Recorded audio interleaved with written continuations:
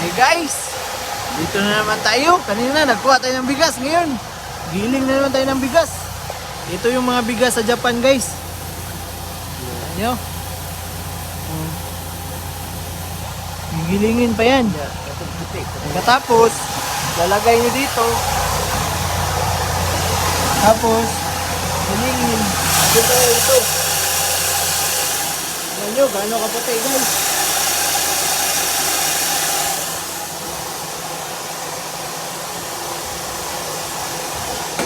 Diskarte lang. Body ko. Satcho. Kahoy din mo, Satcho. Yes. Ay, ang buhay. Ang buhay ay weather lang. Kaya dyan guys, anong mga diskarte nyo sa buhay? Share nyo naman sa akin para may matutunan din ako. Guys, diretso yan dito sa sako.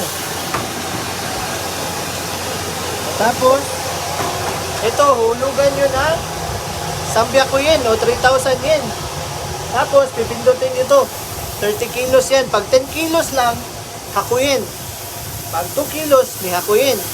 O 2,000 yen, 200 yen. Sample guys ha, tignan nyo. Video ko po ito eh. Ayan, alam. Sample guys. Ayan. Kunin ko itong tapos ko pinili. Lagay ko dito. Ayan. Tapos, para giling na naman, lalagay tayo ng 300 yen. Ayan, dito. Lagay nyo.